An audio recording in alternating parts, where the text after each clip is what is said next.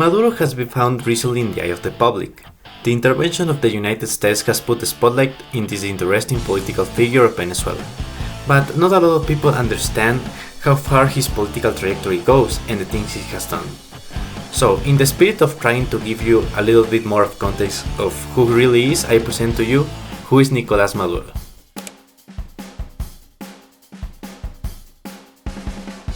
Maduro was born in November 23, 1962 in Caracas. He is the son of Nicolas Maduro Garcia and Teresa de Jesus. They come from the middle class, and since he was a kid, he got into politics. Maduro studied in Liceo Urbaneja Alchepol, where at 15 years old he would get expelled due to leading a student mobilization.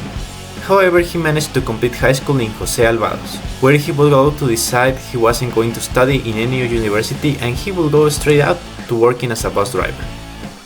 But this isn't where his political career started, it goes back to when he was a 12-year-old.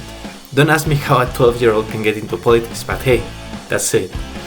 He was part of a leftist organization called Ruptura. In the organization, he managed to make part of the National Committee of Socialist League. After graduating and working as a bus driver, he would go on to become an unofficial syndicalist that represented the bus drivers in Caracas. His first connection with Hugo Chavez, the guy that was president before him, comes from a failed coup, where he would go on admire Chavez's political views, and actually he would help in the second attempt of the coup, where he would lead soldiers and arm civilians. Although he still wouldn't be in the friend circle of Hugo Chavez for a while. After that, he got into the political party MRV, the same political party of Hugo Chavez. And this is where he starts having a bigger role in the politics of the country. He was first a deputy, then the leader of the deputies in the government, and then a minister. He was the Minister of Foreign Policy, where he would go on to cut ties with Taiwan and support the Chinese government.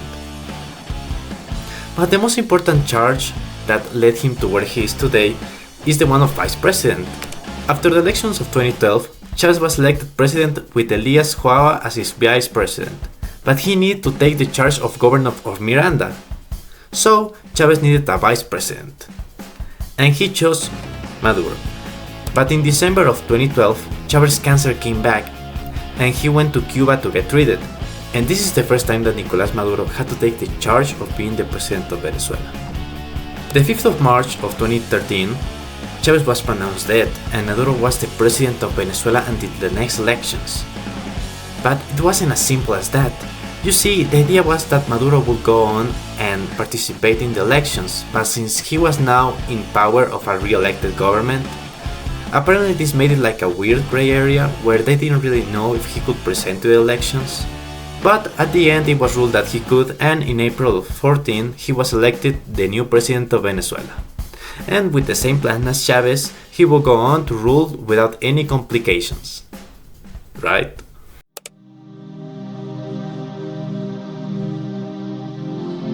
If Maduro government was known for anything, that was inflation. The numbers started giving symptoms of a potential hyperinflation in 2013. Many specialists indicated that this was due to the amount of money in the economy, that had been increasing rapidly over the last few years. Others point out that the rate of exchange between the US dollar and the Bolivar was the cause. And even others point out that it may have been caused from a slowdown in the economy due to the decrease of price in oil. Ignoring the cause, this was a period of time with levels of inflation never seen before.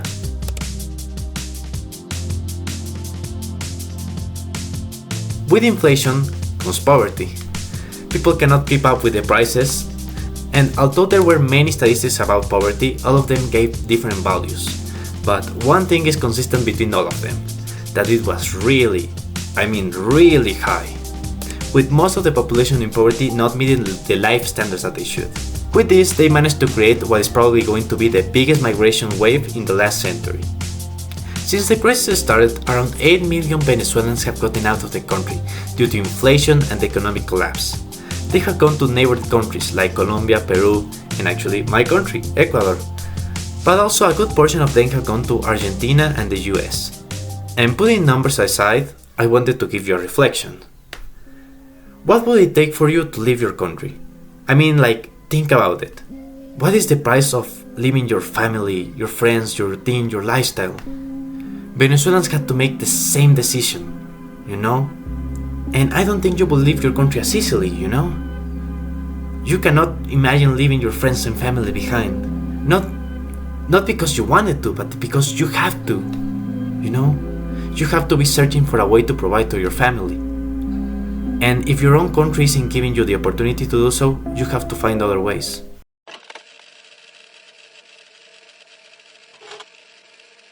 And I know this is a really sudden change of mood, but I think it's necessary to show how much of an ignorant this guy is, and why no one respected him since the beginning, you know? Let me roll the clips. Así que todo el mundo a prepararse. Mérida, todas las plazas, urbanismo, universidades, Guárico, Caracas, Aragua, Miranda, Barinas, Táchira, Bolívar, todo el país de punto a punto. Los 5 puntos cardinales.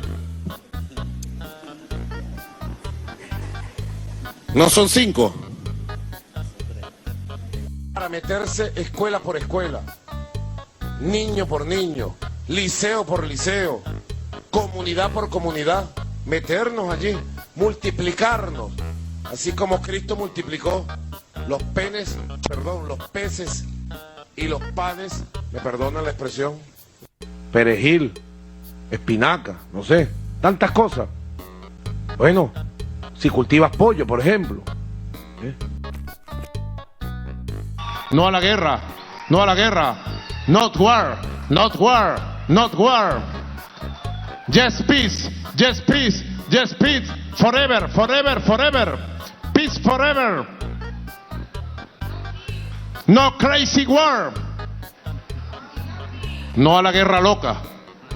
No crazy war, no crazy war. Please, please, please. Yes, peace. Peace forever. Peace forever. Victory forever.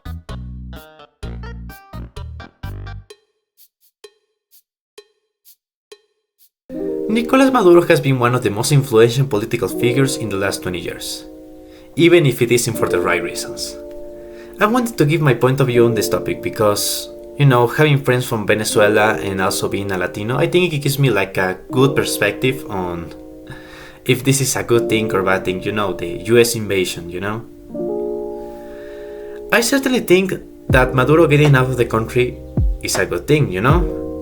It's something that was necessary.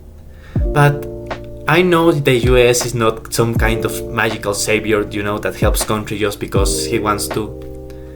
We know it. You want the oil. We know it. You want the oil, you know. But if the people of Venezuela had to choose between losing their oil, and well, it wasn't like countries like Russia or China were taking it already, or having Maduro as their president, the majority would rather lose their oil than seeing that guy again in power. That's it for the video. I actually made a lot of research to make this video. It was kind of overwhelming the amount of information I had to take. This is my first time of like long form video, and I think it could be a really interesting series, like talking about the different presidents of Latin America, because they are goofy as fuck. Trust me, no one is safe. So if you wanted to add something or you have any other fact, after all my video is pretty superficial, I think, I will be glad to hear that in the comments, you know. Leave anything, like any information, anything that I have missed, or you may, or give your point of view, you know.